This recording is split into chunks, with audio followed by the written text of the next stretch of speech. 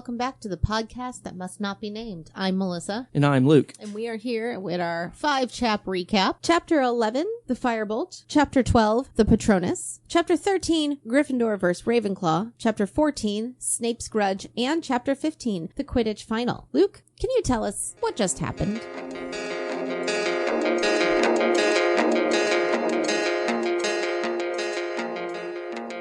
This section opens up with the fallout of Harry's realization. This section opens up with Harry's emotional fallout after learning that Sirius Black had actually betrayed his parents. He plans to go talk to Hagrid as to why Hagrid never shared that information with Harry, but is sidetracked a bit when Harry learns that Buckbeak will be facing a trial. The trio decide to help research background information for the upcoming Hippogriff trial as the kids get ready for Christmas break. Presents are exchanged, and Harry receives yet another anonymous gift. A firebolt. Yes, the same elite broom Harry had ogled over in Diagon Alley. There's a nice Christmas feast in the Great Hall where Professor Trelawney notices Lupin's absence and McGonagall provides some much-needed snark in response. After dinner, Hermione tells Professor McGonagall of the firebolt and the anonymous letter. Hermione tells McGonagall about the anonymously gifted firebolt, which McGonagall then confiscates for safety measures. Harry and Ron can't believe it and promptly decide they can no longer be friends with Hermione for now. Harry works on learning the Patronus charm with Lupin, practicing on a boggart, which takes the form of a Dementor. We learn that Lupin was friends with James Potter when they were at school. About a month passes after Christmas, and Harry gets his firebolt returned. No problems. There is evidence, shortly after, there is quite a bit of evidence that Crookshanks finally got her Scabbers snack. The Gryffindor Quidditch team is practicing hard and successfully plays and wins against Ravenclaw in a tough match. Sirius Black finds his way into the Gryffindor common room and brandishes a knife over Ron's sleeping head, scaring him awake. Harry sneaks off to Hogsmeade with Ron again, wearing the invisibility cloak this time. They play some pranks on the Slytherin students, including Malfoy. Harry races back, gets caught by Snape, swindles his way out of any punishment due to a little help from Professor Lupin and Ron. We learn that Hagrid lost his case, and execution for Buckbeak will be set soon. Hermione is clearly at wit's end. She punches Draco Malfoy, drops out of divination, and misses a charms class. The Quidditch final looms heavy as the Gryffindors prepare for the match. After a dirty, difficult, and dangerous game, Harry catches the snitch and wins the Quidditch Cup.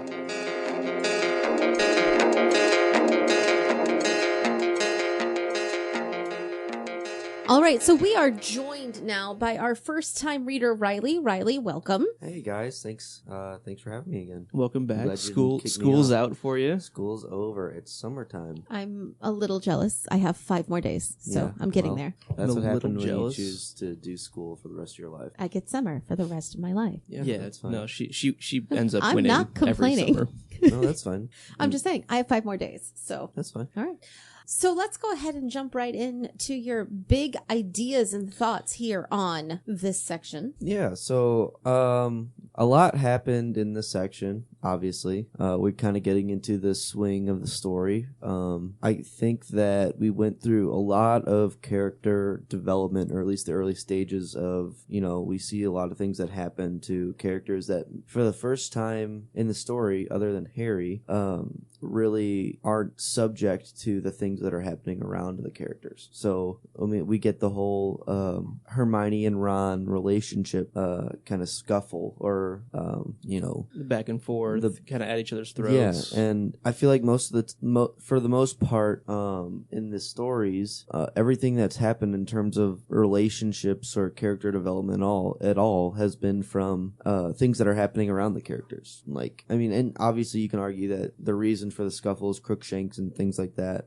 But I think that we're starting to see these kids grow up and like deal with problems that are in front of them and not just kind of settle for the things around them. You know, obviously Hermione's got a lot going on. We know she's taking a lot of classes. Ron's starting to come into his own and not be afraid to stand up to people, even Hermione, which if you kind of look at their whole group, Ron's always kind of looked up to Hermione in a way where that like he knows that she's the smartest and he knows that she's a great wizard, and but he's not going to take, you know, mistreatment or whatever, or somebody even from her who doesn't care about the things that have happened to him. And so I think that we start to see Ron grow a lot in terms of standing up for himself. So you're seeing a lot of character development and relationship based narrative and plot as opposed to, hey, they have this relationship and that's just like a side part to help them get through a lot of the plot that we've had to this point. It's kind of becoming like more of the forefront, and at least in this section. Definitely. No, I think that makes a lot of sense. And so how'd you feel about the back and forth bickering? Well, when I was reading it, I was like, this kind of is kind of dumb or whatever, but like honestly it's very good for the story. I'm the kind of person who likes good characters and likes good character development, like we talked about, and I think that this is really the first time that we see those characters like come to life in their own problems outside of Harry. And I would argue that Harry has obviously gone through a lot in this book so far, and one of my big notes was that he's gone through a lot for a young person in general, like the whole Sirius Black thing, him even showing up at the dormitory. It was like he has a lot to deal with, which is kind of, I don't want to say crappy to see, not like, but it hits you in the heart, you know. It's very emotional, right? And I wish that we could see more of him working through it in his head, more of him, like his internal struggle with. Yeah, okay. Rather, I mean, at this point, I kind of know that he's kind of the person of action. He's not gonna sit on things and think about them, which is opposite from the way that I do. I fester on things and stuff like that, as I'm sure. I mean, I'm not sure a lot of people do that, but I would assume people think about things that are happening about them. Right. But I wish that we could see more of that internal struggle with Harry. That kind of let me down this section, that I didn't get to see a lot of his growth because I saw so much from other people. And while you can't show that for everyone all at the same time. One of the kind of consistent topics we've had on and off in our discussions is how Harry deals with his emotions and or doesn't deal with his emotions. And if you think of the way he was raised, he was never rewarded. Yeah. You know, he was not taught to do that. He was taught to shut it all down, ignore it, you know, and just get through it. Right. I think that's still going on. Yeah. You know, that's how he learned to be a person growing up. So I'm not surprised that we don't see it from the way he was raised. I agree that it would be nice to see it. And whether it's good or bad writing, it makes character sense. Oh, well, and I think it's great writing. I think it's fantastic writing. My thought was going to be, looking at it from a child development standpoint, every kid matures and grows in different ways and paces and time frames. I mean, puberty hits kids anywhere between 10 and 16, you know what I mean, depending on the kid and all that kind of things. I think I believe we're seeing some of Hermione in this. Going through that. Going through at least a little bit of that struggle between being a kid and then trying to look at things like an adult, and I don't think Harry's there yet. No. Because he is reacting in such an action-based way without worrying too much about his feelings. I think that's how a lot of kids deal with things. They they always say kids are incredibly resilient and they can bounce back. Yep. I think that's why. Yeah. Because as adults, we worry and ponder, but for the most part, kids, barring anxiety disorders or other things that make them more empathetic and things like that, kids don't. This is what happened. Okay, we're going to move on. So I'm curious to see if and when Harry starts doing that change into more of an adult way of thinking, if that changes. And on that note of Hermione, like this is the first, I mean, in this section, this is the first time she's not on top of whatever she's doing. Go, Hermione, go. Like, I mean, you guys know, and listeners know, like I've been a big fan of Hermione for the outset of this series. In this section, she does a lot of things that made me upset. And ooh, like what? So the whole giving away, or like threatening after. So that's the last thing, the threatening the firebolt. That's okay. But honestly, the whole Crookshanks situation, like maybe it didn't happen. Maybe Crookshanks didn't eat Scabbers. Maybe that's not what happened. But she seems to have a very, like, she lacks empathy at all for Ron in that situation. Nonchalant responses. Yes, exactly. And I think that that's a side effect and not who she actually is, because this is like I said, this is the first time she hasn't been on top of her situation. Like, we see the course load that she took on getting to her a lot, and that's through her two best friends. Like, we see that affecting her, and I think that idea of her not being, and even in the divination class, she leaves the class. Like, for a person like that, who's, even if it's a class you don't like or don't care about or don't think it's important, right? For a person who values education as highly as Hermione does, like, leaving a class like that has to be a failure in her head. Like, it,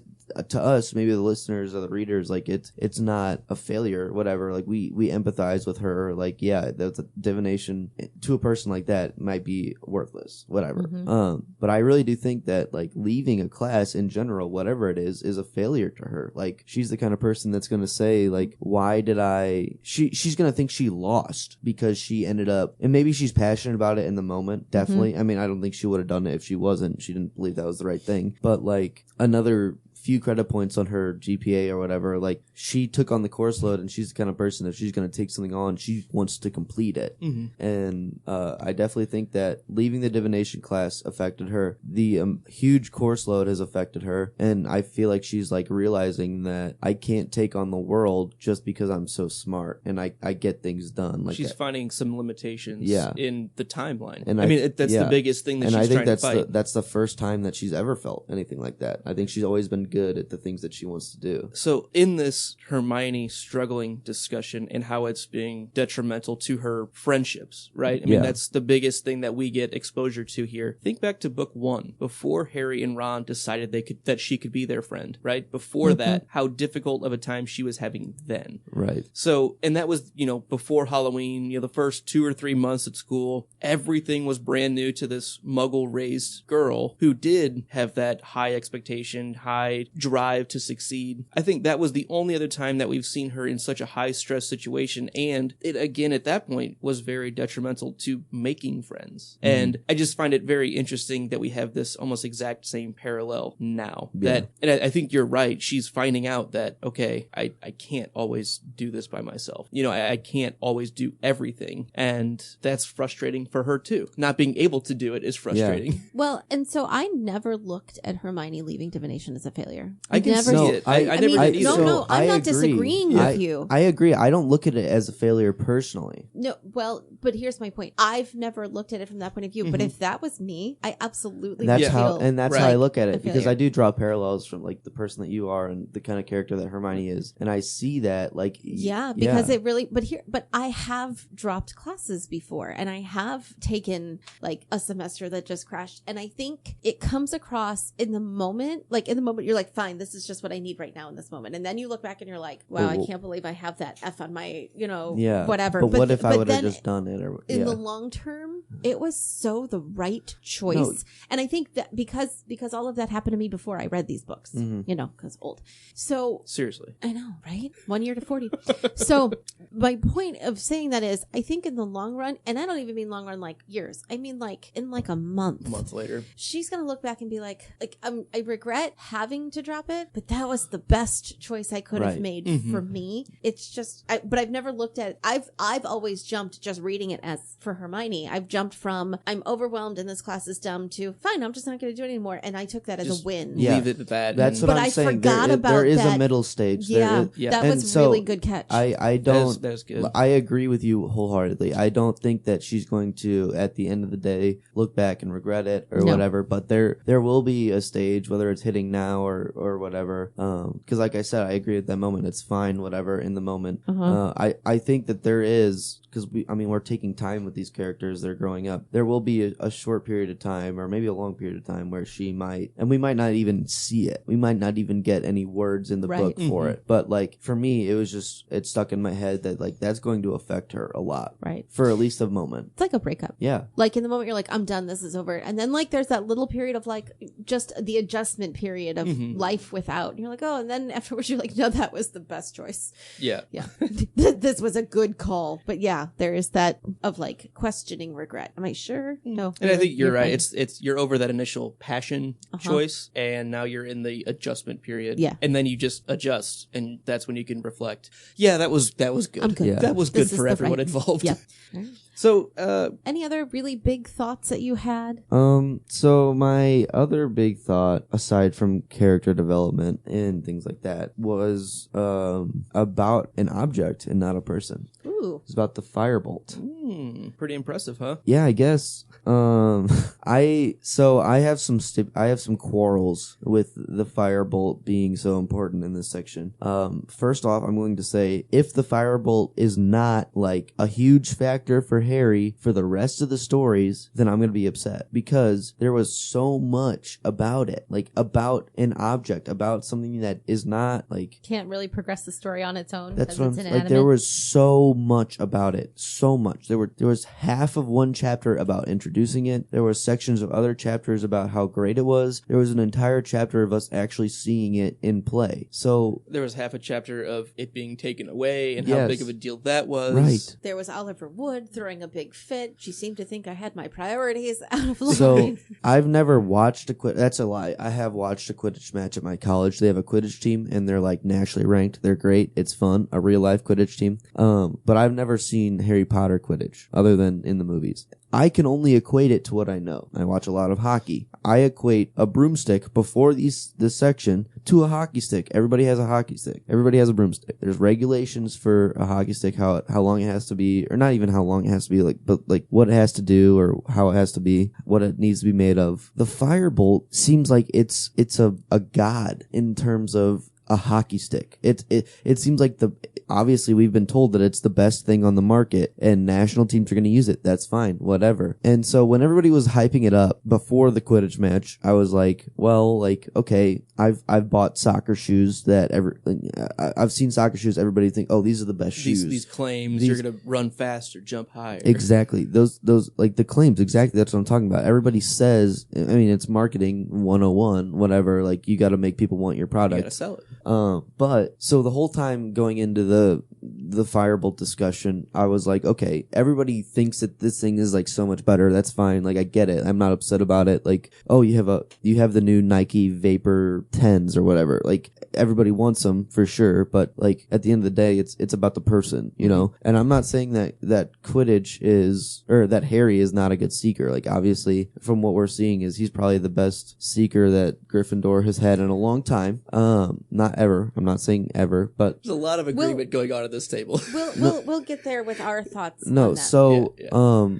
but like we get to the Quidditch match and it is that much better than everybody else. Yeah, it It actually exceeds everybody. Like no matter how hyped up you get, like he catches the snitch when he wants to. After like he waits for the 50-point lead, and then more than 50 points. Yeah. More. Don't remember. But the not minimum. until we're more than 50 Yeah. points. That Okay, was a whole Oliver, I scene. know. and so like he is able to catch it in a minute. Like was it the first book where you get the match where like there was like 2 pages on him catching the snitch, like it like the first the one, first Quidditch he match, catches it and in he his like, mouth. and that's impressive. Like we get to see that Harry is like a natural, he's a prodigy or whatever. Like we know he's a special kid because the story's about him, but like he's a good seeker too. But like So specific. Let's stick on the firebolt Yeah. itself. So- I think we'll get back to Harry's prowess well, in a little that's bit. kind of my stipulation is that like if the firebolt is really that good, which we see that it is, then every kid in the school who has money, who has wizarding parents that have money, which there are at least one in Draco Malfoy, and I'm sure there's more because it's a big school, would have a firebolt. They would have it already. I know that it's a new product on the market, whatever, but they would have it. I have a my life related version of this that might help your thinking, although I agree with you because it's ridiculously. Okay, so my kid is a swimmer. What do you need for swimming? You need a swimsuit and a pair of goggles, right? Like who cares? It's a swimsuit. You literally like the least amount of things you could possibly Athletic use. equipment. But it's really not, because the swimsuits, like, you could buy a swimsuit. I could go to Target and buy a $15 swimsuit. No. You have to buy the special Speedo swimsuit for $50, and that is nothing. It's scraping the bottom of the barrel. Yes. In the competitive That's market. a Comet 360, right? Okay. A lot of parents, when you get to, and we're still talking like age group swimming. We're not talking like high level competitive, college level, Olympic level, national team. Age level swimming, they'll buy something called a tech suit knee skin. They're the swims that go all the way down the knees and have the straps and almost look like the wrestler outfits, right? And those run for your, 12, 13, 14-year-old kids. The low end of those run 120, 150. Okay. Think of those as your Nimbuses. Right. That's what I see a lot of in like age group competitions. Right. There's the kids whose parents have the money, if you will. And I am not that parent, everyone. My kid has the, $50 swimsuit. Sorry, kid. The kids Podcasting's not that lucrative. No, although if you would like to support my kids' swim habit. Support our Patreon. We don't have one. But. Right. We have one. We just don't use it. Well, support our Patreon. There are several kids, especially the ones you notice in the faster heats. They do have the more aerodynamic tech suit. Right. Does it make them a better swimmer? No, because at the end of the day, like, a good swimmer is a good swimmer, Right. But it does Between help. good swimmers, it can make that final edge. Because literally swimming is one of the only sports where hundredths of a second are devastating, So then you look at the higher level stuff. Most tech suits, the low end for national teams, run $500, $600, $800. Yeah. And that's the low end for the higher competition. There is no parent who's spending $500 for a tech suit for their 12-year-old. I agree. Who might not that's do not true. it. There's not no parent. There are very few parents. I don't care how much your kid is I think good. that's important. He's saying there should be a very, very small population in the school. There is That's a very... my point. I think the Firebolt is your $800 swimsuit. I think even it's- parents I think whose it's even kids higher It's the than that. high. It's the high end of that professional, Yes. and I agree. Right. I agree. But that's my point. I don't think anyone is going to have that. So the fact that Harry has it at all is unheard of. Right. I think the Nimbuses are your high-end school level brooms. Right. So I think, no, your theory of most people will go out and buy them, I don't think so. I think it's everybody's going to go out and buy the Nimbuses. I didn't say most people, but I agree. Like, I agree or with those what you. the richer people. I still see what think you're even saying. it's higher than what they would be willing And to the spend. Nimbus 2001 is that elite secondary brew. Right. Like, Yeah.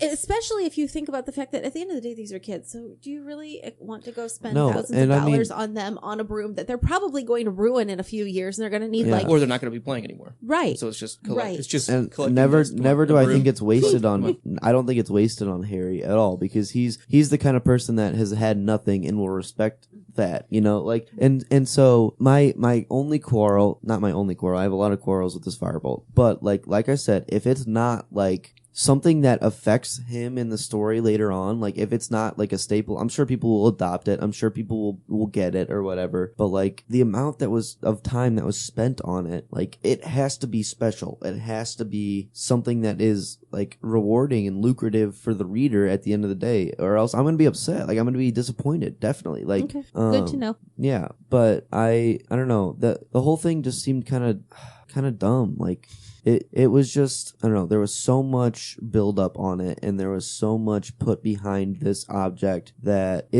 I've already said it like 3 times, but if it isn't special, like if it doesn't actually do something with the plot, then I will be upset. Like I really will. Like I didn't enjoy reading 18 pages or whatever dedicated to the Firebolt. Front like, and back. Like I don't know. It was just Okay, so it's not that you're necessarily arguing with the Firebolt itself. You're arguing against the screen Pageantry. time, if you will, given to an inanimate object that, if it doesn't play out in the end of the books, is not rewarding. would be a waste of your time. yes, Okay. definitely. I can go with that. We're going to move on. Do you have any other Yeah. big thoughts before we get into your 5 burning questions? Yeah, so Sirius Black gets into the Gryffindor common room, supposedly. I mean, I believe Ron. I'm sure that it happened, but I'm not. Well- I think that it happened, but I'm Sir Cadogan did say he let him in. yeah. That guy. So this didn't hit me until after, like a chapter later or whatever. So Harry is using the Marauders map again, why didn't Harry use the Marauders map when he woke up? Why doesn't Harry always use the Marauders map? Why doesn't he literally, he has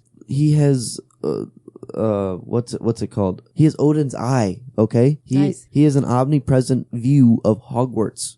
I had the same question about a different scene when he was coming out of the statue after Snape. Yeah. Why don't you look and make sure that you're clear? Otherwise, stay I would there. Like to see if who's the going to coast know? Is clear. Oh, I have that technology in my face. Just look at it. And nobody else knows you're back there behind the statue. You could wait there forever. He has an unbeatable combo that we talked about at length. The invisibility cloak mixed with the Marauders map. Have that all the time. Big mess up. All the time.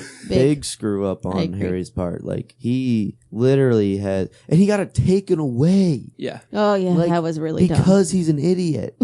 Because he's a kid. Kids are really dumb. They have because of plot and narrative. You can't have that overpowering thing all the time. I mean, I agree with especially when you're not using it. And, you don't deserve it. I don't think this is a mistake on JK's part at all. Yeah, this is totally I'm choosing not to do this because kids are dumb. I'm taking and I want Hermione out of the end of book 2 so that Harry can deal with this. Yeah. Like it's very similar to that. Yeah.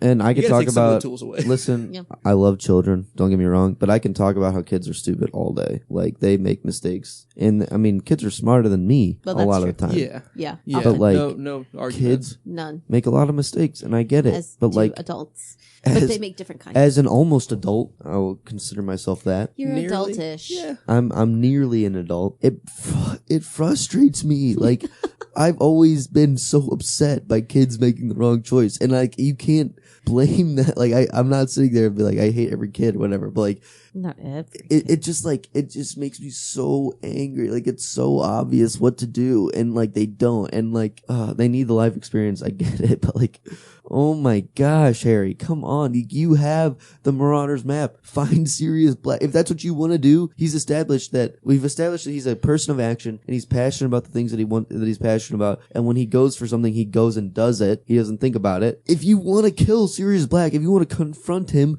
look at your freaking map, dude. Like, he's there in the castle. You can see it.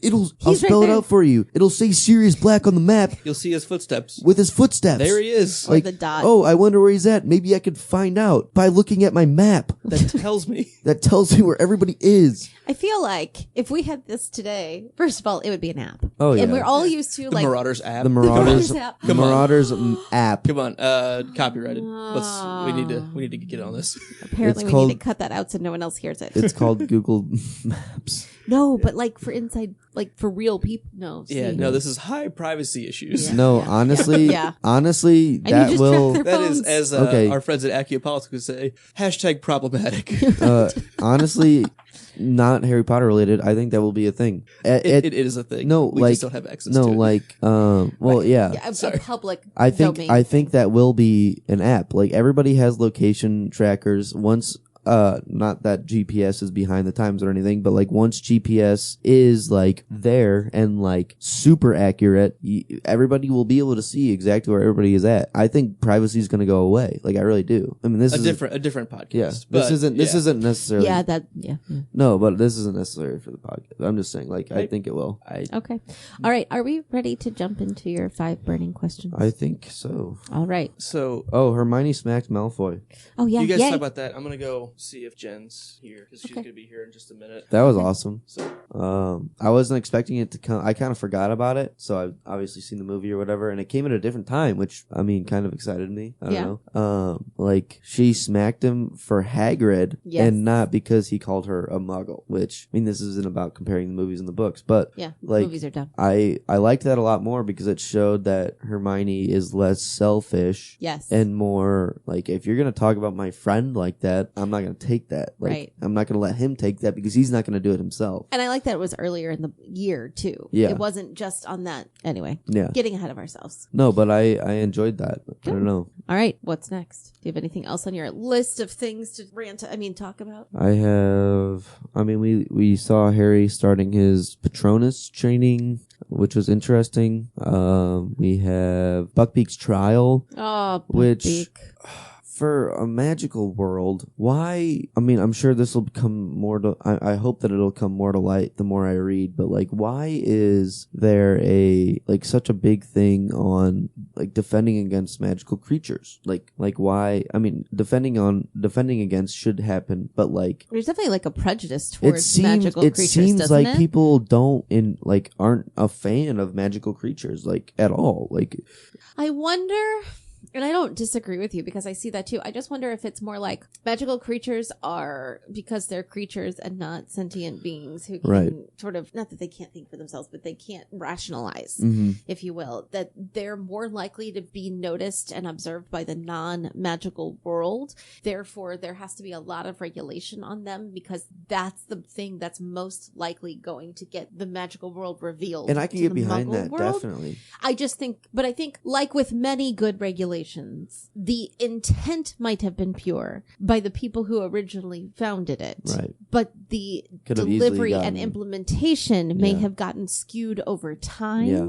Because of the people in power currently. I agree. And so while I agree with that idea that magical creatures might be the ones that out, but if you're in a school, like if you're in the most secure magical location, why is it? And I get that Draco got hurt, and I'm not down. Like I'm a Slytherin fan, whatever, but I'm not downplaying. I'm not for Draco, and I'm not downplaying the fact that sure he played it up, and we know he played it up. I'm not downplaying the fact that he did get attacked by this creature. He was injured. He was injured. Did he provoke it? Yes. But at the end of the day, like, he was, I mean, you can't have things around a school that are going to hurt students at all. That was a light case for sure. But what if it had hit him in the head? What if it gave him a concussion? What if it knocked him out? What if it killed him? And I'm not saying that Buckbeak would do that. I'm a fan of Buckbeak, sure. But that accident could have that been a could lot have worse. been a lot worse. That's true. It also could have been a lot better given his ability to follow a direction. Yeah, no, definitely.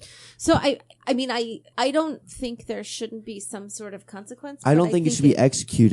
I agree with you. Removed from the school, I think. And is that's what I'm saying But I about also think maybe there responsible choice. needs to be like some sort of thing on maybe Draco's part on like showing maybe he has to be removed from the care of magical creatures. we class. already have seen that Hogwarts is not a great institution. I mean, it's a good. There's a lot of curriculum. There's a concerns lot and of like student discipline concerns. Yes. Like there's a lot of like things that are kind of screwed up in Hogwarts. Like people die. I mean, we've seen that. right. But like, I don't know. So I would, in a rational sense, I would agree with you. There should be something about like on Draco's end in terms of enforcement. But I mean, I don't think you can expect that from Hogwarts. Like, Yeah, I agree. honestly, I don't think Buckbeak should be executed. I don't think I don't think he should be with the general population of Hogwarts either. Yeah, I agree. Removed from Yeah, the that's Hogwarts grounds. perfectly fine. Yeah. All right. And I think that kind of sums up everything that my big ideas. All right, let's jump into your 5 burning questions. Ready? Yeah. Question number 1. What do you think is the registration number on Harry's firebolt? It had a handwritten registration number on the handle. Did it say? No, we were trying to speculating. speculate. So Each firebolt had its own. using a little bit of rational thought, a little bit of deduction. We know that the national teams will adopt this as a thing. Not saying that they have. The Irish team put it in order. Okay. They said that early in the book. They put And it they in, were early favorites to win the cup. they put it in order for sure. So that's 7 because that's early in the book. Plus, what did we say? The prototype, Reserves. potentially, yeah. Potential So reserves. that's 7 in reserves, backups. I mean, it's There's the safe. prototype in the store, It's- which might be number 0. It's Yeah, like- safe to say that if you're going to be a Quidditch team, you probably have a backup for each person, and then you probably have more. So I'm going to like say a band, like the guitarists Yeah. have copies of the exact same Exactly. guitar, everything strung the same so. way. I'm Yep. going to say that 25 minimum comes from that first order. Okay.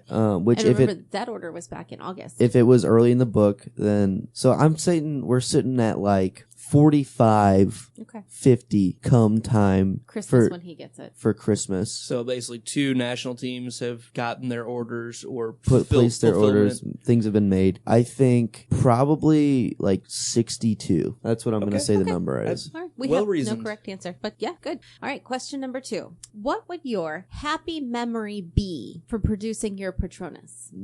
That's tough. I have a couple memories, but like the one that sticks out right now, is my freshman year of college, the first week when so I lived in a room with 7 other guys my freshman year. It's a big room. It's a big room. It's a big room. It's an attic. It's an attic. Wasn't your typical dorm room No. with 7 guys. But there was a moment where after like we kind of got our stuff up there, everybody's went out to lunch or whatever, and that night like our parents left, and that night it was just everybody finally kind of settled down. We all sat down, and there was a lot of fear in that moment. As a young college goer, I went to small schools my whole life. I went to a big college. I go to a big college. First time I was ever around a lot of people. That you hadn't known for a few years already. But I was in close quarters with 7 other strangers that like we all had to figure it out. And I'm the kind of person that even though it brought fear to me, I draw my drive off of that uncertainty. That's what I love. That's why I do comedy improv. I love the idea of uncertainty and not knowing what's going to happen. That there was a moment where we all kind of sat down. We didn't know what we were going to do. We just started talking, and it was one of my happiest moments. Like awesome. And to this day, like they're some of my best friends. Like it was just like we were all figuring out together, and like we all knew that we had an adventure ahead of us, and we're still going through it together. But not right now, because right now is summer. Yeah, definitely.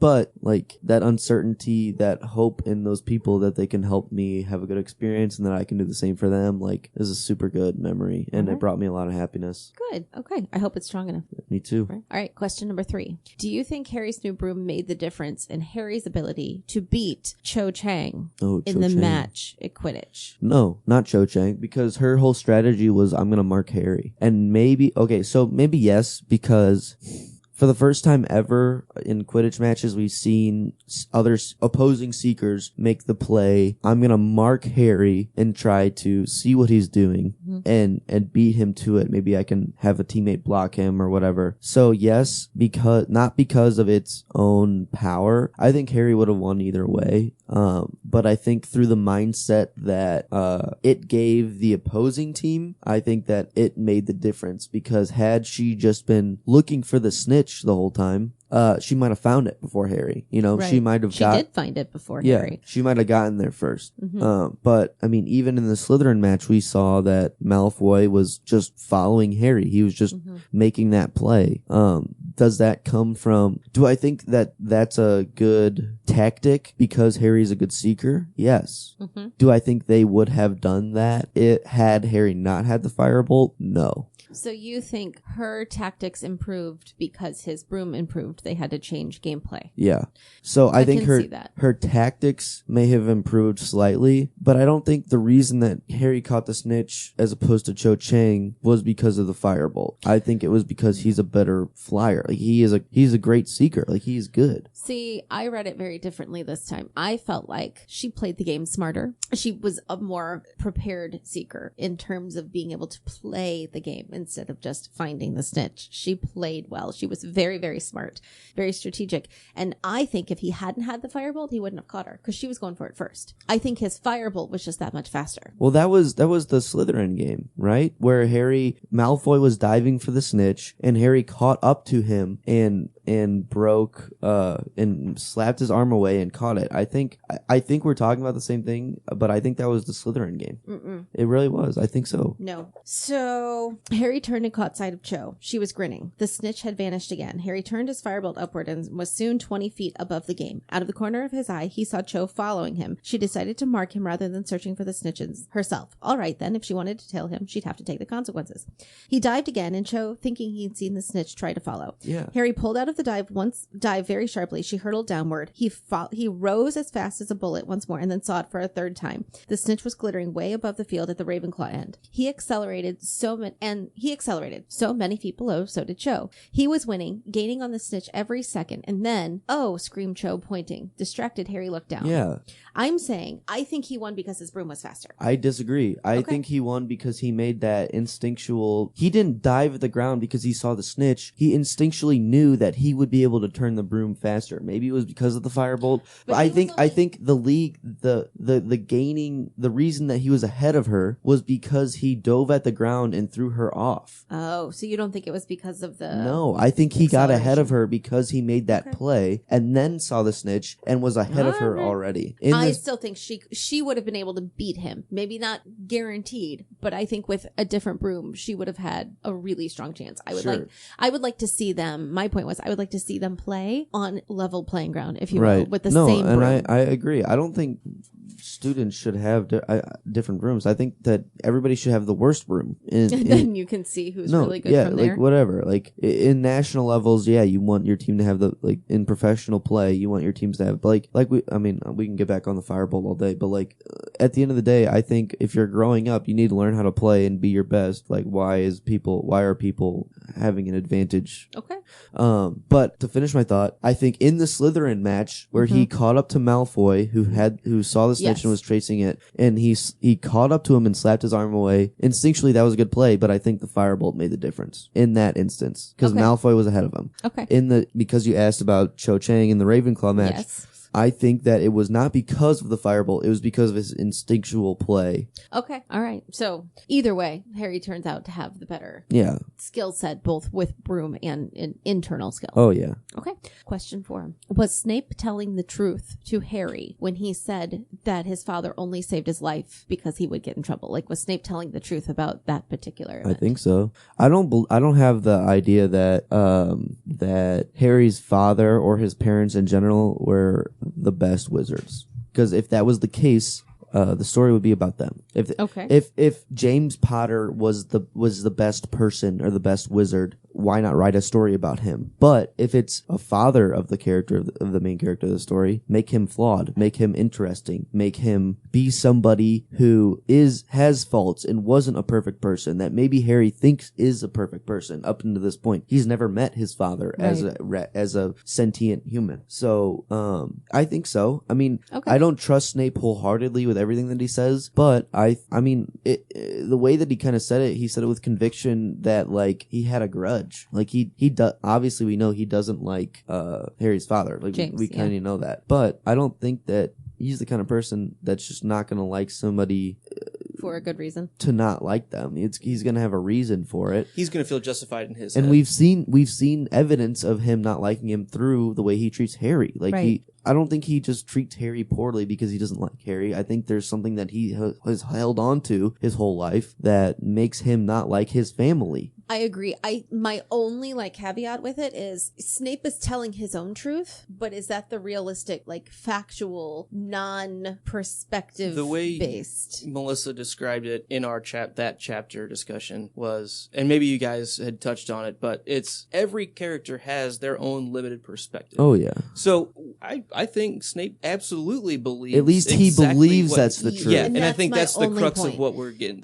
Snape absolutely believes that. To him, that is the truth. Whereas whether that's the true truth, the everyone involved truth, that's a different question. And I would hope that James's true truth is, this happened, but my conscience let me. I can't do this to another person. He would take ownership on his own fault. But that's his own perspective. Do you know what I'm saying? So I mean, and I don't know that's his perspective. In this specific situation, Snape describes it as he only saved Snape because he was saving his own butt neck. or his own neck. Right. I don't believe that is the exact truth, which is, to answer your question, I don't believe Snape is telling the whole truth. I don't think Snape necessarily knows the whole truth or is willing to accept that there He can't know, though. The only person that knows is James Potter, and he's dead. And maybe the adult he reported to, or maybe, his best friends or whatever. I.e. Dumbledore, who is the one who told Harry in the first place. So clearly Dumbledore knows something about what happened. Right.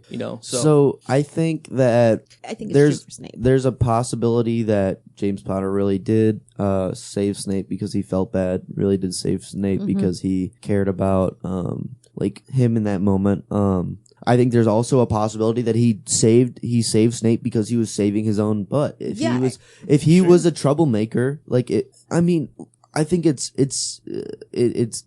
genealogical. What's runs in the genes. Mm-hmm. Yeah. Harry is a troublemaker. Like he isn't a good kid. Hereditary. Hereditary is the word I'm looking I for. wouldn't call him not a good kid. I would say he's not mean to But others, but he makes bad He choices. seeks out. He's okay with bending the rules. He seeks out conflict More like and guidelines. throws the rules away. Mm-hmm. Like we see Fred and George Weasley do at a higher level. Sure, they more specifically go and make fun or poke fun and make jokes or whatever, looking for laughs or a good time. Harry does that without looking for laughs or a good time. He bends rules. In what we've seen of him, his history has shown us that he is okay with ends justifying his means. Yeah, so like depending on what it is. 100%. And I'm not saying this isn't about Harry, this specific conversation. I'm saying that that's probably hereditary.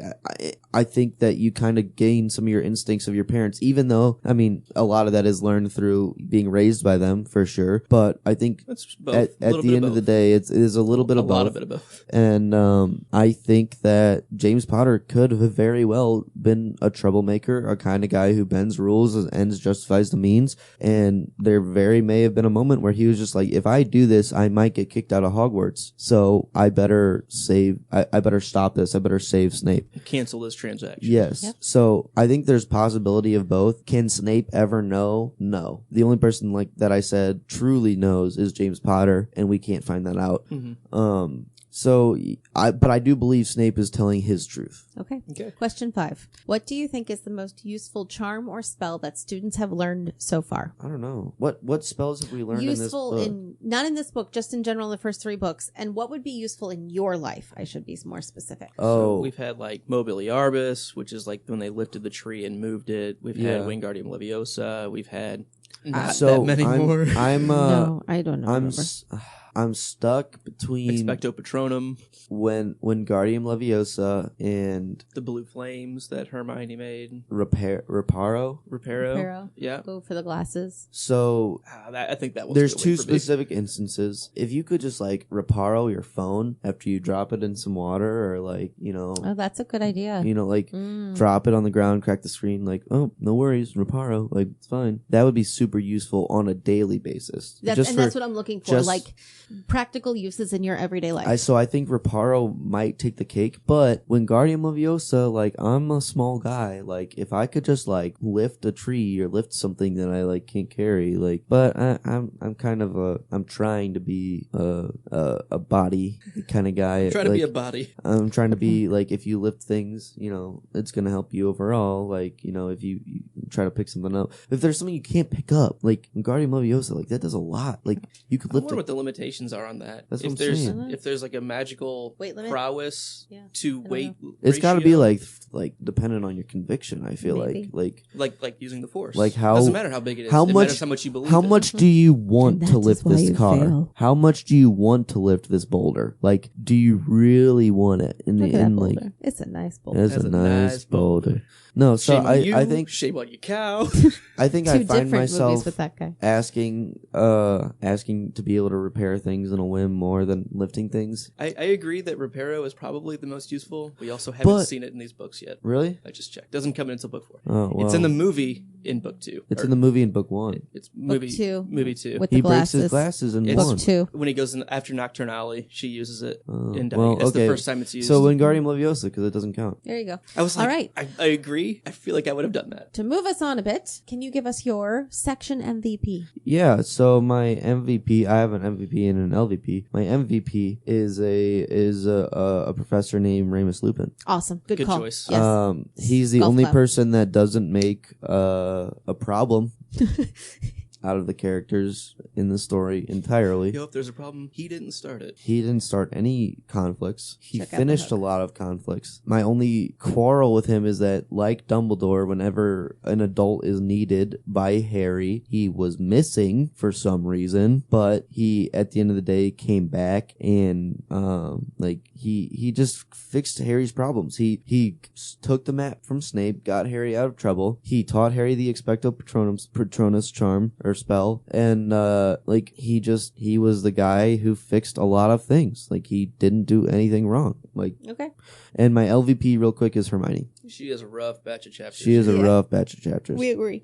She starts to repair herself a little bit in chapter 15, Very, but for a section, no, she. That was the weakest I've seen Hermione, not as a character, but as a person. That's the weakest I've seen her ever. So I think, it wouldn't have been my LVP if had she not threatened to out Harry with the map. Mm-hmm. Yeah. Because even though she was going through a lot, like, yeah, I get it. Like, you're struggling, whatever, that's a your pretty relationships. bad friend move, but like, Right. and she didn't do it, which is fine, which is great. But she still posed that threat, and they had to hide it. She for her. outed him with the firebolt too. Mm-hmm. So it wasn't even like the first time she was genuinely worried about him at that point, which I can kind of. I don't agree with. Yeah, I don't intentions. I don't agree with. Actions. I don't agree with that play, but I understand her thought and motive. Okay. Well, thank you for being here. Favorite line. Oh, right. I forget these things. Do you have a favorite line? I do. It's 2 lines, but it's 1 line, but it's because of 2 lines. So in chapter 15, during the Quidditch match, Lee Jordan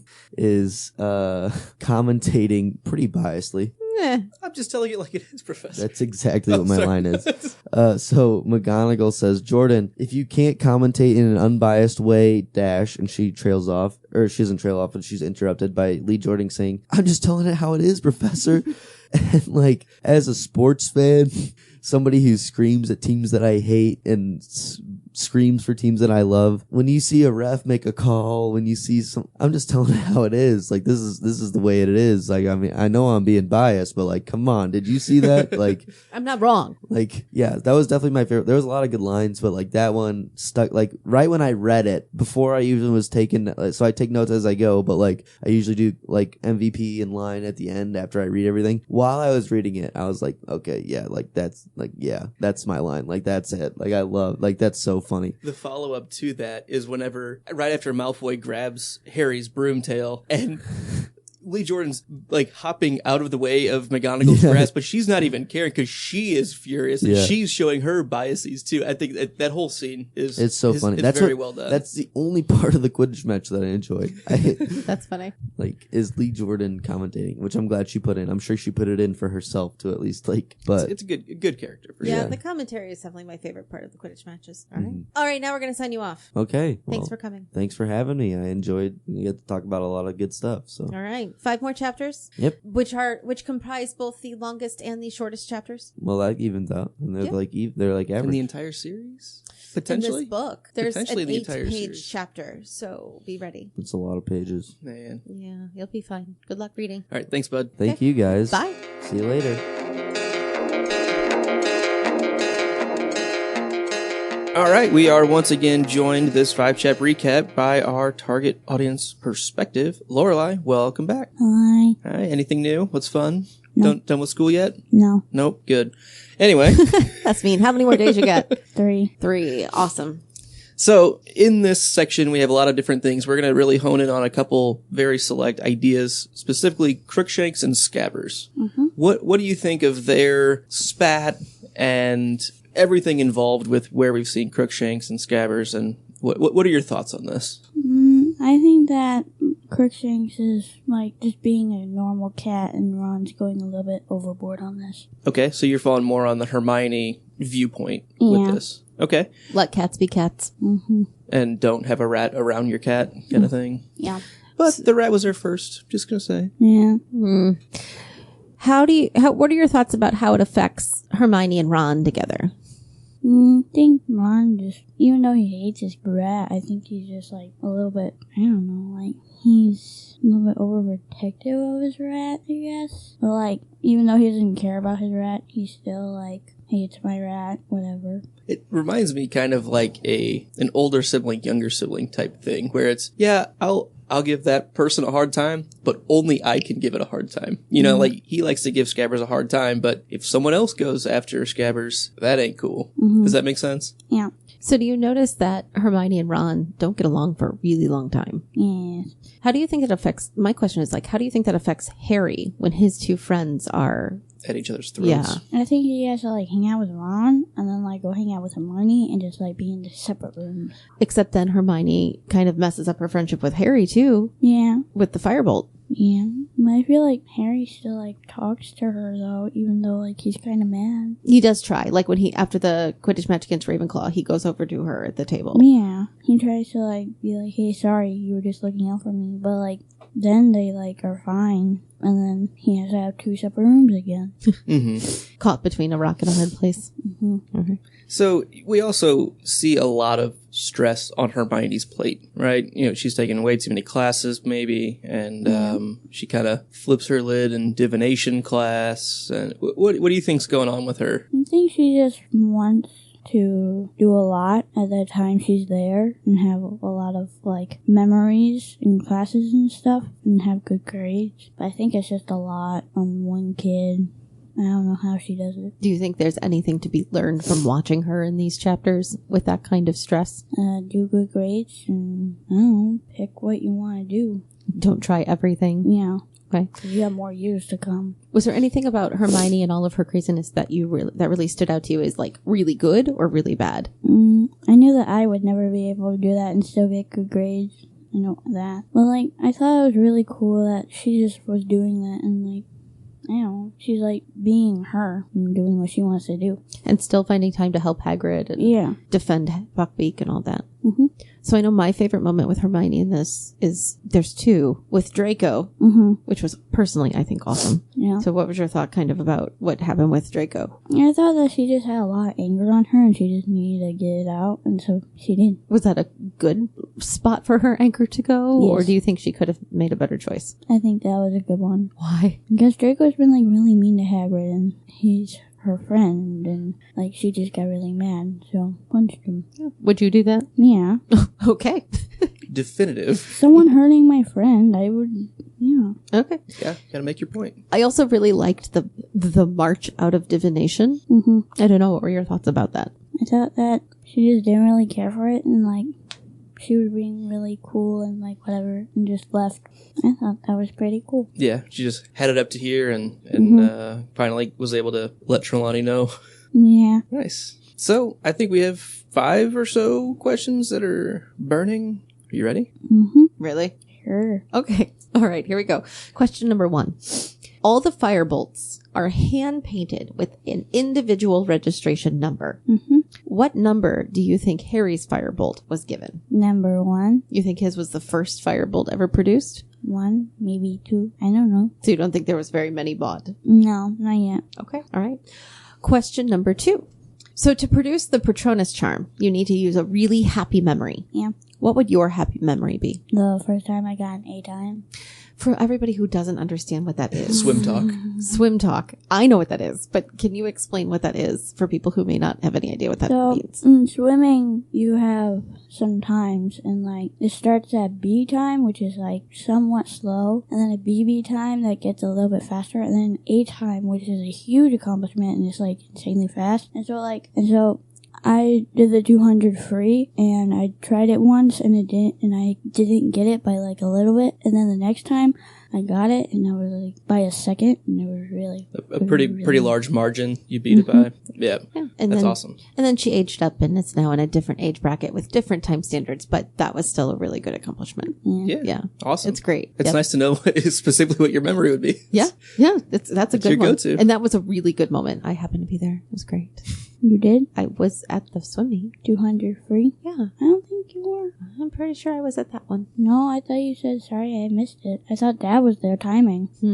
Something you can I've figure only out missed later. like one swim meet, so I'm very confused as to if it was there or not. Okay, maybe, I don't know, maybe it was the one I missed this entire That's why I was season. so happy. My mom was there. Yes! I swim so much better when she's not around. She's not responding and saying that I'm wrong. Silence is acceptance. Okay, fine then. Let's move on to your next question. Did Harry's new broomstick make the difference in Harry's ability to beat Chang in the Gryffindor versus Ravenclaw Quidditch match? Yes. I think Cho Chang would have done very well. It's just Harry's speed on his broom helped him get it. Kind of made the difference. Yeah. What if they had matching brooms? Who do you think would have won? I feel like Harry still would have won because it's Harry Potter books. I mean, he always wins. Okay, let's say that it was them matched up on brooms and it was just called A Year at Hogwarts. And there was no bias towards Harry because of Quidditch history. There you go. It might have been a tie maybe then. So you're never going to let Cho Chang win? She might, but it's Harry Potter. He always wins. It's his name. All right, fine. I would pick Cho Chang. I think she could beat him. I think so too, but it's Harry Potter. His name is the title. All right, question 4. When Snape and Harry are arguing, okay, Harry yells at Snape that, my father saved your life. And then Snape says, no, he only did that because then it kept him from getting in trouble. Yeah. Do you think Snape was telling Harry the truth about his father? No, I think he wanted to save him. I feel like Snape did this thing and then James, thank you, wanted to didn't like him though, but still wanted to save him because he knew what might happen. My thought on that was, I think Snape believes that James did it for selfish reasons. And for Snape, that is the truth. Yeah. It's his perspective truth, but is not necessarily the unbiased everybody truth. And because I think there's a difference between those two things. Yes. Oh, yeah. But do you think Snape believed he was telling Harry the truth? Oh, yeah. Okay. All right. Question 4. Ready? Are you ready? Oh, okay. All right. Good with the talking. I know. Not important for podcasting at all. What do you think is the most useful charm or spell that the students have learned so far in the first 3 books? Useful to your life. What would, if you could pick one to use and just have for your everyday life now, what would it be? Lumos, so they don't have to go on and turn on light. Okay. That's a good answer. It is a good answer. That's one we didn't include. I picked cheering charms so that, if somebody's giving me an attitude, I can just be like, poof, cheering charm. What do you think about that?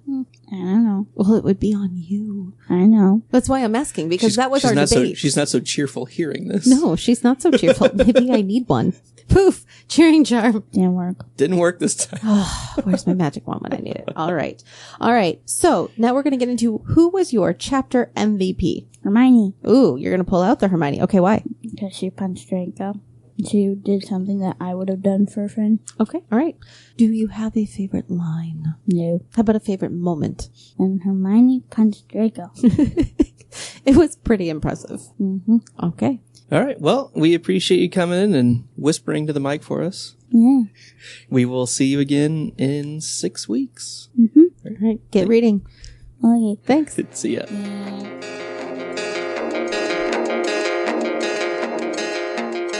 All right, so this is the section of our show where we discuss some listener feedback. And listeners, we actually posed a question to you on Twitter about what are your thoughts on religion in the wizarding world, specifically when it comes to the celebration of holidays such as Christmas and Easter and how that affects the school calendar. Right. Yeah. We definitely see those as times that they get off, out of classes, and there's definitely a lot of secular, holidays, basically non-religious holidays that align with these same time periods. I just find it surprising that they still get called this in the wizarding world, which is, we don't hear any talk about religion in the books, other than these holidays. So what do we get on Twitter as some responses? Well, our first response comes from Rita Mathis at Burley49. And her response was, they celebrate Christmas and Halloween, so they have both a Christian and pagan background like the modern UK. So I thought that was an interesting way of tying it in to both, the pagan gods from pre-1066 to the current Church of England that exists now, and being able to find a way to balance both of those. So that's an interesting perspective. Yeah, I definitely agree. And that makes a lot of sense. A lot of it is just, well, even if that's what we're calling it, it's not always directly related to the Christianity, version of those. Right.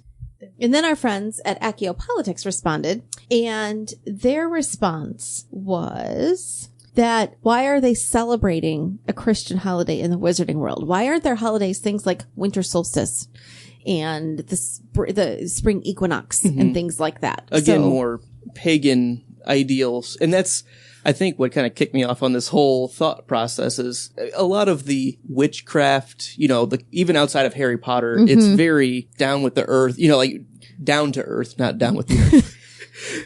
Burn the earth. No. It's very, on the ground level type stuff of, down with nature and like cool with all of these very naturalistic ideals and astronomy and astrology and all of these things. So to me, it makes more sense that it would directly relate closer to like the solstices or the equinoxes and things like that, which are naturally occurring type phenomenon. I don't know if I agree that they really celebrate anything specifically for these holidays. They get time off but they don't do any Christian-based celebration at all that we see in the books. No, they sure don't. It seems like it's more of just a nomenclature, like adoption, more so than any ritual or ceremonial presence. Well, and I think that comes from the fact that in the UK there is a national church.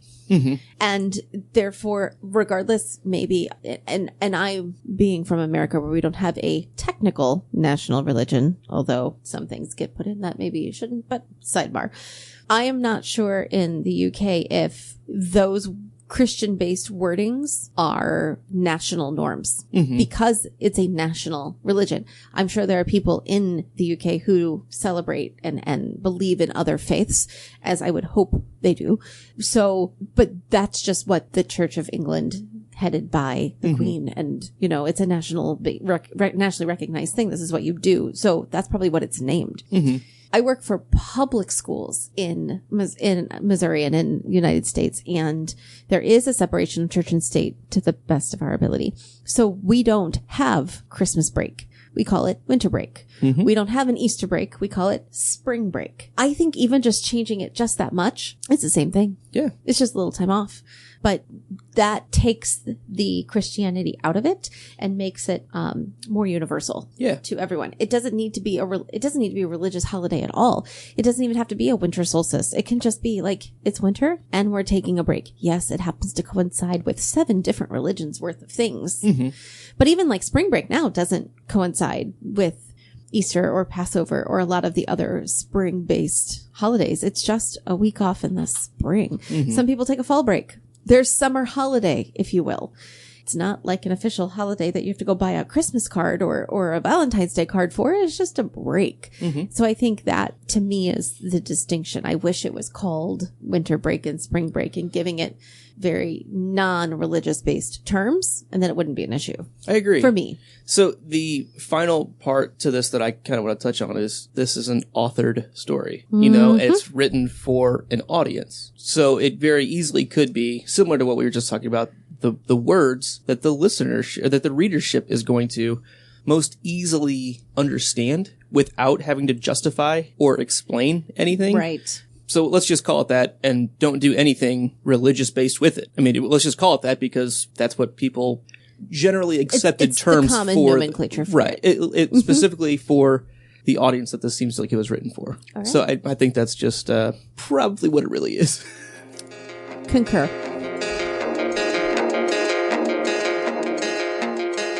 And that wraps up part A of this particular episode. Ladies and gentlemen, if you are like us, crazy Harry Potter people who have read the books 1,000 times, stick around because the unrestricted section will soon be open. However, if you are a first-time reader who is trying to be spoiler-free, now is your time to exit stage left. Don't forget to get your ticket stamped, and we will see you in a week when we discuss chapter number 16. Professor Trelawney's prediction. For the rest of you, stay tuned.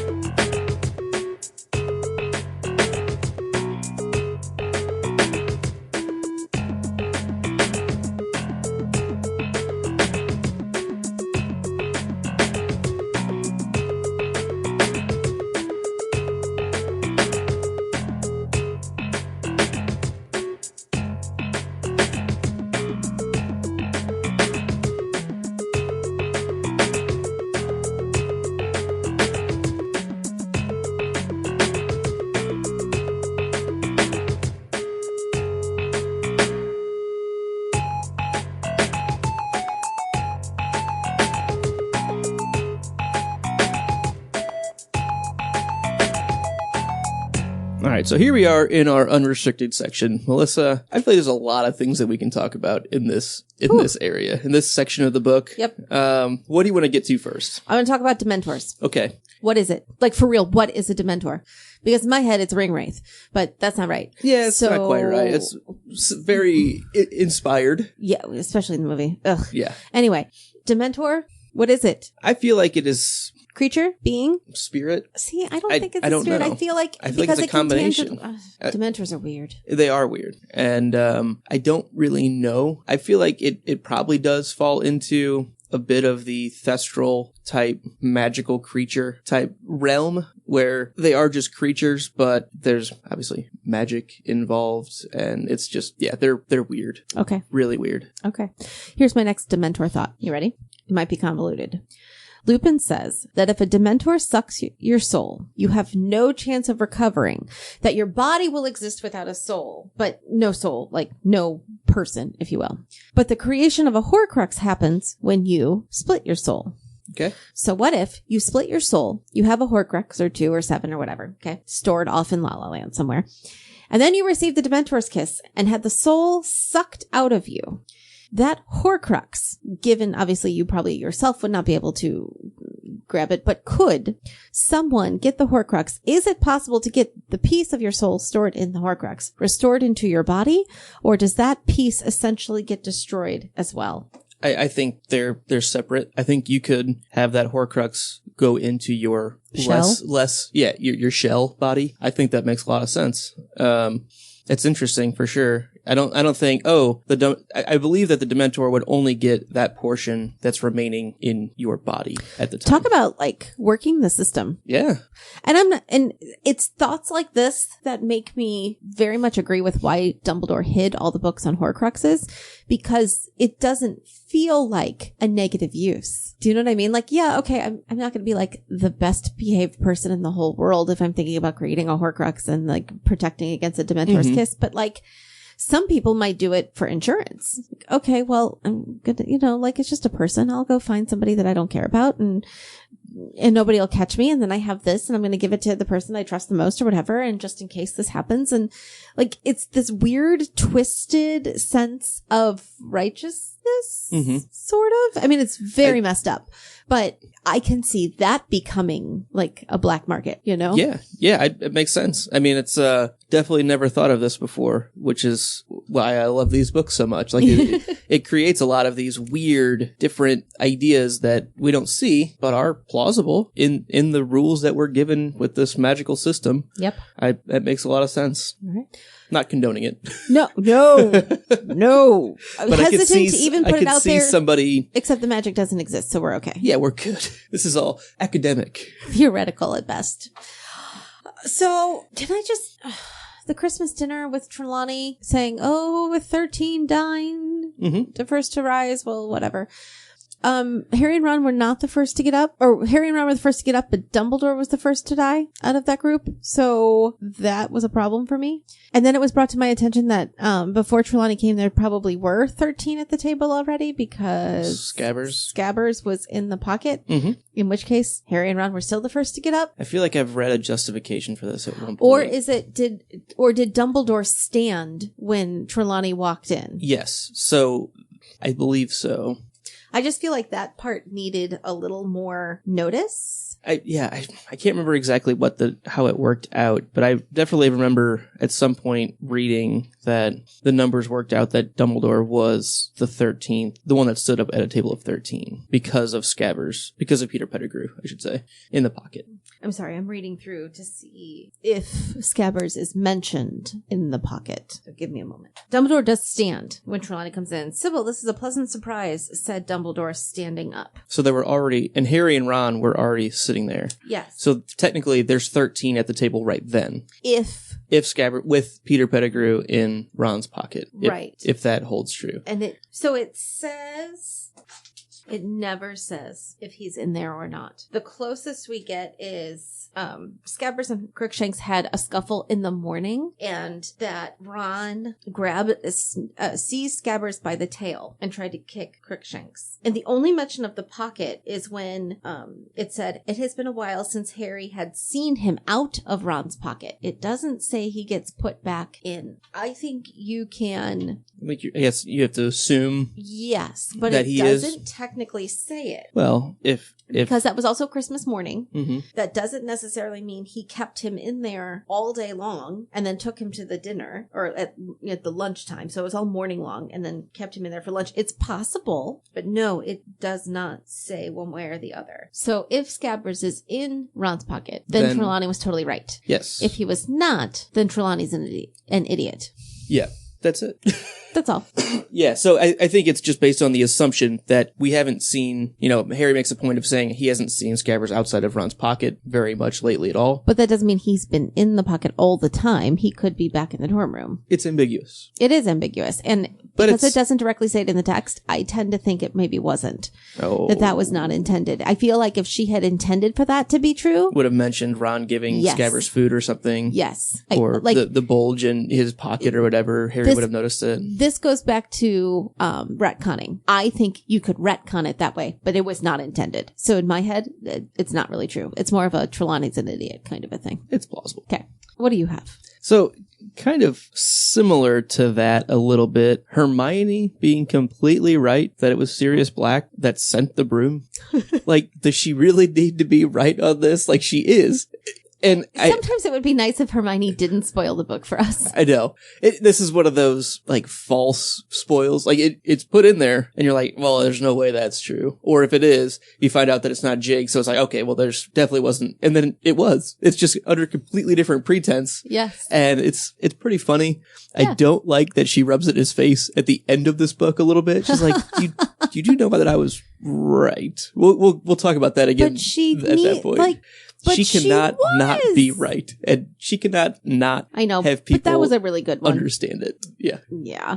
So, again, right along with Crookshanks and how much I don't like Crookshanks at times, I think Crookshanks stole the password list from Neville. I know we kind of alluded to this in our discussion of that. I don't think Neville lost it. I think Crookshanks we know that Crookshanks is working with Sirius as a dog. We've seen that on and off, Harry thinking he saw the Grim. Oh, it was just Crookshanks. Well, I think every time it's been those two meeting near the woods and all of these things. And obviously they can communicate some, so Crookshanks is helping Sirius get in, and by that, stealing Neville's list of passwords. But not to quote Hermione, but Crookshanks was right. Scabbers was a bad guy, and Sirius is the I'm good more guy, on the and Neville's reprimanding. Oh no, I'm totally with you. Was rough. I agree. That's really not what I'm Neville's getting fault. at. I'm a big fan. But you can't use this as an anti-Crookshanks thing because, again, just like his owner, he was right. I just used that as that's the discussion we had at the time to okay, so bring let's this. turn to Neville. Neville was framed. Yeah, absolutely. Literally. By that framed. darn cat. By the very smart cat. Yeah. Oh, that cat. Oh, that cat. Oh, Neville. Why is it always Neville? Although this time it makes sense because he is forgetful. And it does make sense that he would have to write down, like, that was the long game on that one, starting with, Sir Cadogan and then all of the lists and always him forgetting the passwords. It's neat. It's very tidy the way it's written. Without being, I need him to get passwords. Right. Let's use something we already have in play. Yeah, it's something that got set up chapters ago, like chapter 8 or something like that. Or even book 1 when Neville forgot a password and had to sleep outside after falling off the broom. And you know what I mean? Like, this is something we've seen for so long, nobody thinks anything of it. Right. Yeah, I thought it was pretty well written. Yes. Can we talk about the Shrieking Shack for a second? Sure. Okay. So the Shrieking Shack was supposed to be the most haunted place in all of England or whatever. And even Nearly Headless Nick says at one point that he heard the crowd who lives in the Shrieking Shack is a rough group. But we know that's all a bunch of hooey because the Shrieking Shack is really just, werewolf housing. Werewolf housing. Exactly. So do you think when Nick said that the crowd who lives in the Shrieking Shack is a rough group, do you think he really believes that it's a rough group of ghosts? Or do you think the ghosts were enlisted to help spread the rumor to cover Lupin? I think the ghosts are involved in the cover-up a little bit. At least maybe one or two, because if you're using ghosts as your story, you kind of need the other ghosts at your behest to kind of be involved or on board, because they could quickly spoil everything. They could be like, oh, well, I've been in there. There's no one there. There's nothing. No. Never been a ghost there. No. Ever. No. Torn up like a werewolf was in there. Oh, like that kid. That's a werewolf. You'd have to really trust your ghosts. Yeah, I feel like they're somewhat bound to the castle in certain ways. Obviously they're pretty much stuck there. Right. But I feel like there's kind of an honor thing. Or maybe it's just the house ghosts that know, because you're not going to tell Moaning Myrtle that. Oh, yeah. That lady's crazy. Yeah, that's very true. Maybe it's the house ghosts, like giving them some responsibility. Yes. And I think they do have a certain responsibility to kind of uphold the ideals of those houses. They're a lot like the heads of houses. They have not just a mascot type role to play. They have a leading these young students in the ideals of those houses as well. So I feel like they are kind of on the committee at school. Like they're involved in the teachers' meetings. Yeah. I can give you that. And then Ben's, I think he doesn't really care either way. So I think he'd be fine with spreading the story. I will see that as well. Yeah. All right. Let's talk about Snape and Harry.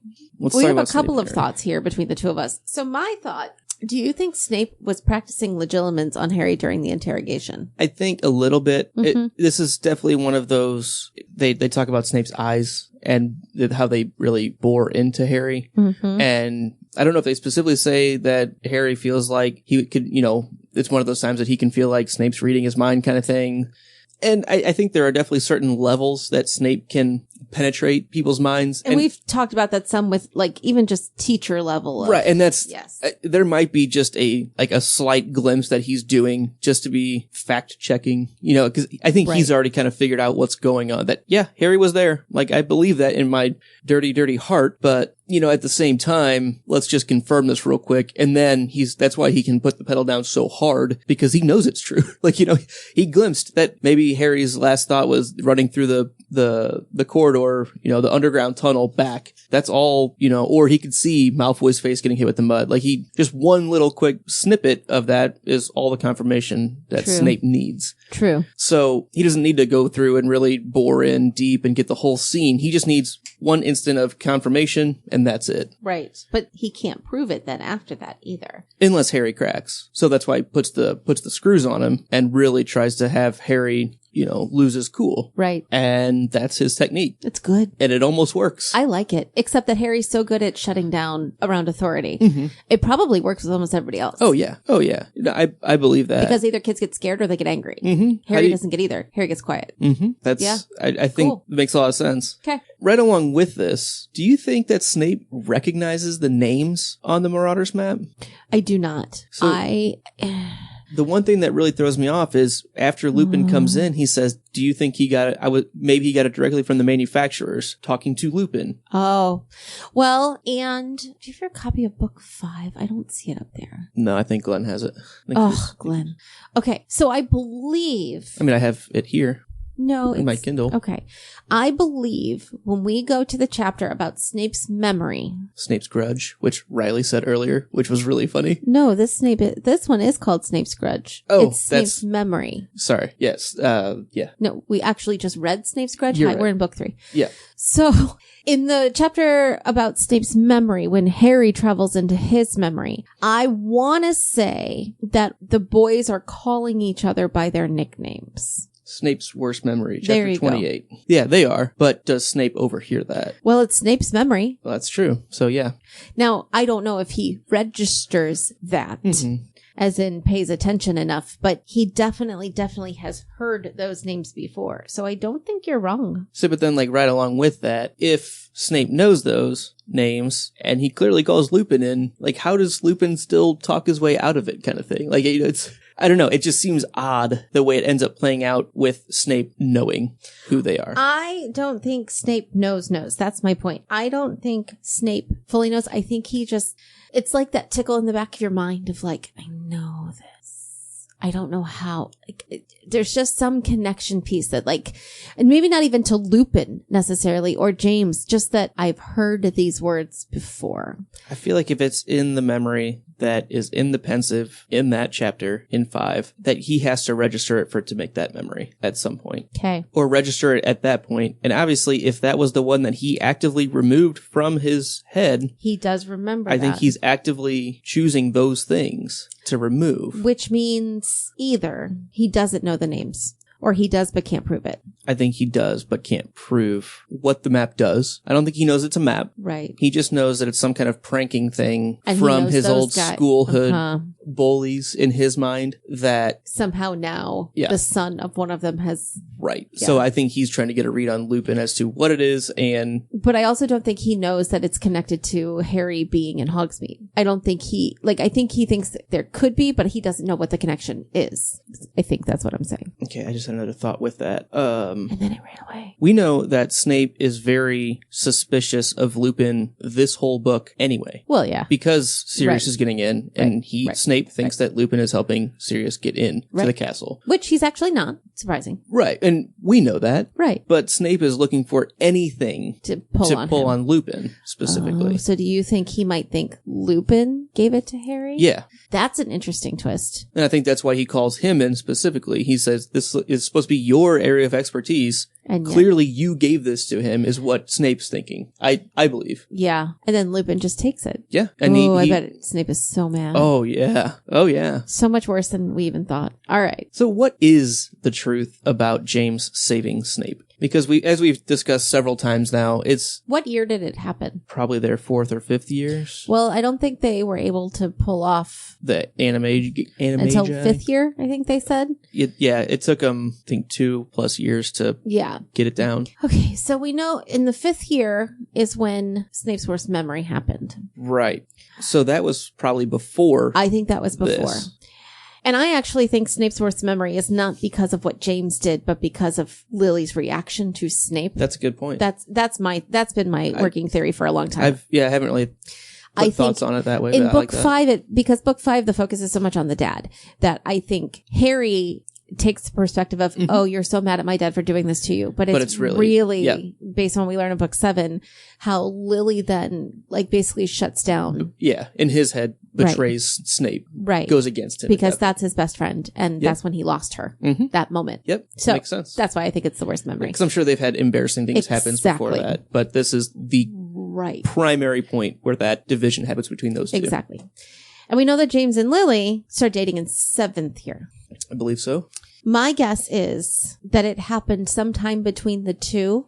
So most likely 6th year. Right, because it was owls for 5th year. Mhm. They were taking their exams. Right. My guess would be 6th year, and this is simply speculation on my part, because James wants to impress Lily. He knows that Lily cares about Snape.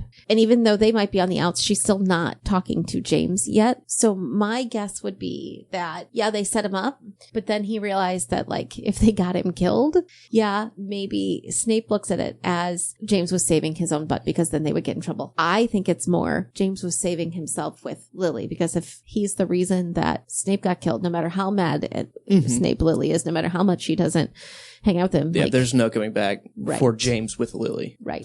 Yeah. I bet it's connected to that.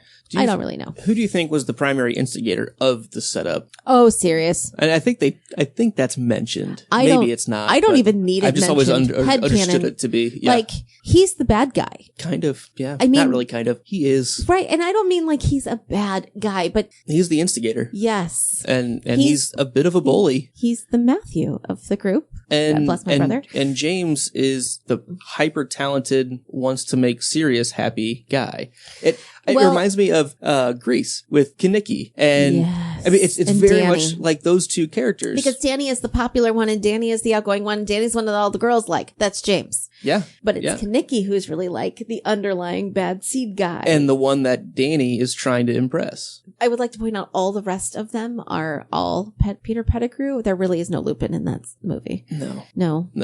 So there's my first Grease reference I've ever used on a podcast, but there's that. Is that the first Grease use you've ever used in your life ever? I'm pretty impressed. Probably. But Nice it job. fits. The Kaneki and Danny Zuko dynamic makes a lot of sense. And I never really thought about it, but I see a lot of parallels there. Yeah. A hickey from Kaneki is like a calling card. I mean, really, they're serious for you right there. Yeah.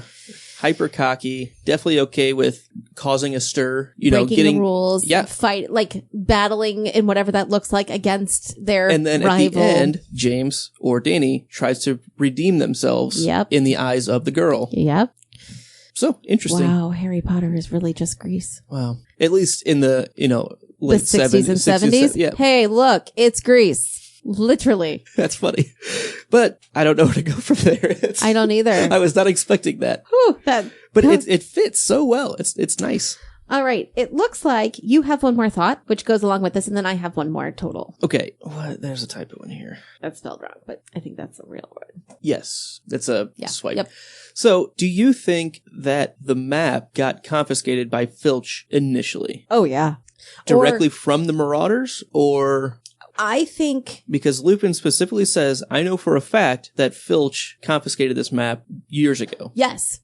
I absolutely 100% believe that the Marauders lost it to whoever the person in charge of it is. We know later on, we're told that Molly and Arthur were caught sneaking around by the old caretaker. It hasn't been Filch for that long, but I assume that Arthur and Molly are older than James and Lily and Sirius of all them. The Marauders group. Simply because their kids are older. Like, that whole thing. Yep. But again, it can't be too much older. So does it specifically say that Filch? Yep. Okay, so we know Filch was around. I know that Mr. Filch confiscated this map years ago. And yes, I know it's a map. Yeah.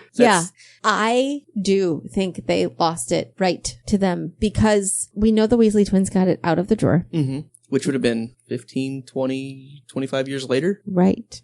It makes sense that no one else has seen it because I feel like if it had been in circulation more, then a lot more people would know about all those secret passages. Yeah, I agree. The secret has been kept. Yes. Mm-hmm. I find it surprising. Thanos demands your silence. My real thing that I find surprising is that the Weasleys found it so easily in Filch's office. You know what I mean? Like, if it was just in the drawer, I don't think Filch really knew what it was. Well, and it's not only that, but... Or does he? And he knows all of the secret passages, too. Because of the map, and that's why it was so easily accessible, because it's something he references. But he would have known it was stolen. I don't know. See, yeah, I don't know. I don't necessarily think that. Here's what I think. I think he stole it. Or Filch confiscated it. I think he put it in his drawer, and it's been 25 years or whatever. Mm-hmm. I don't know about you, but I barely remember, like, the things I took away from kids they shouldn't have in my class from 3 months ago. Mm-hmm. It's been 25 years. Yeah. He probably forgot about it. In the drawer of a million other things he confiscated. Right. I just want to know how they randomly picked that thing. That's or did they take everything out of... They just took like a handful of stuff, shoved it in a bag, and then went through it all later. See, in my head, that's what I see happening. They just grabbed a handful of confiscated items. And every time they're in there, they're like, next. That makes sense. I mean, it's very Weasley twins of them. It is. Okay. It is. Here's my last thought for the unrestricted section. Harry dreamed that the Slytherins were riding on dragons, and then he had to avoid the dragons. Do you think that's actually a precursor for what happens in book 4? As in, like, she wrote this dream and thought, what should I do? I know. Let's have him actually get around a dragon. I think so. I think it was something she wrote here, not planning to use it. Right. At least specifically for... I mean, right. I think she had the idea of using dragons for something later on in the story. She uses it twice more. Right. In the bank and the Triwizard Tournament and everything. So I think she had the idea of, now that Harry has it, kind of what Riley was getting at, I hope the firebolt gets used at some point. That's what it's used for. I mean, it's running away from dragons. Like, that happens. And so we'll see what he thinks when he gets there. But hopefully it's enough for him, because he was heated. Yeah, I know. But I do think it was something that she wrote here, and then she was going through book 4, she was like, this makes sense. Doing this tournament, let's have him run away from a dragon using the firebolt. Right. I mean, it makes a lot of sense. Yep. And I find that a pretty good, interesting, like, writing process note.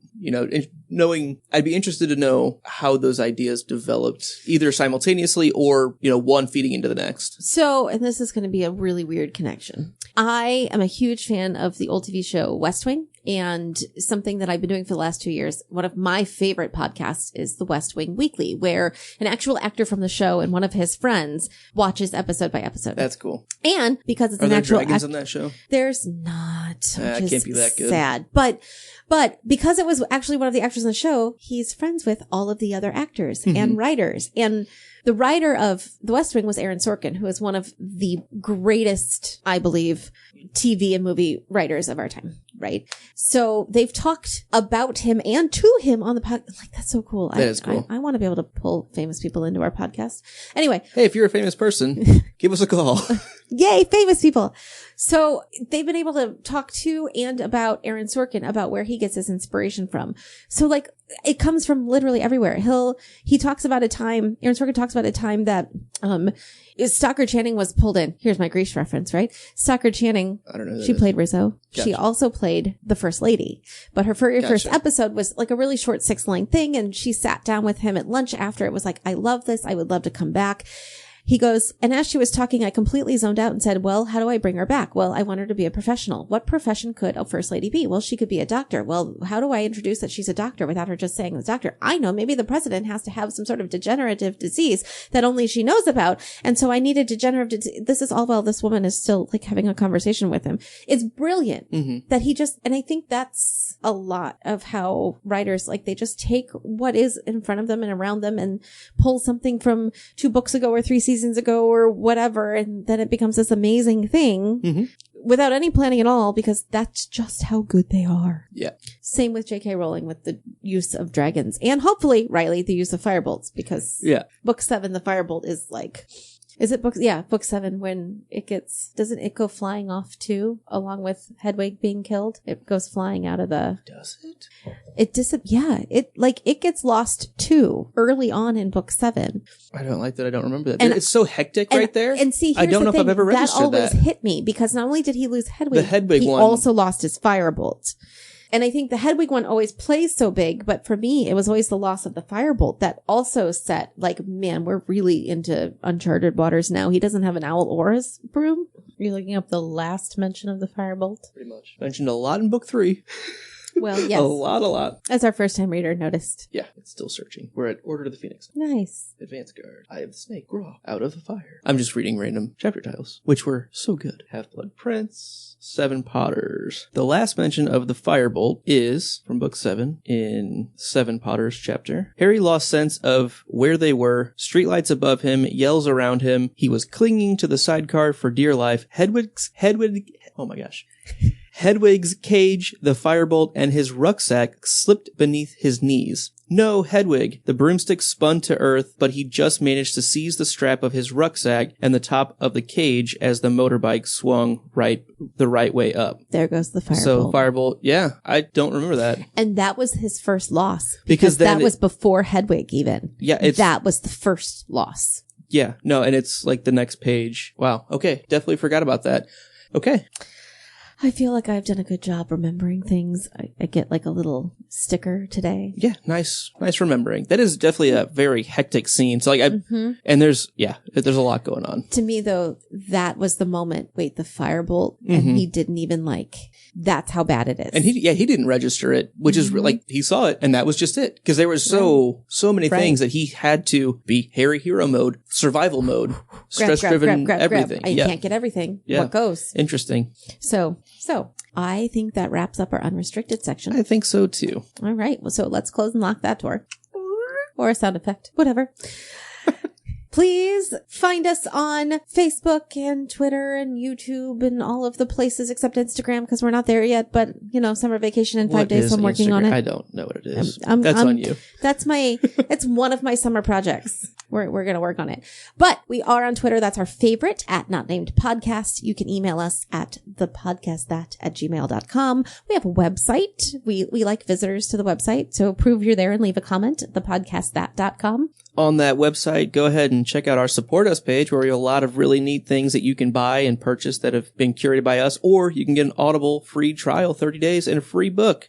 Get this book, Harry Potter and the Prisoner of Azkaban, read by Jim Dale. Very, very good. Subscribe, like, rate, leave comments on iTunes and YouTube. Join us next week when we discuss chapter number 16. Professor Trelawney's Prediction.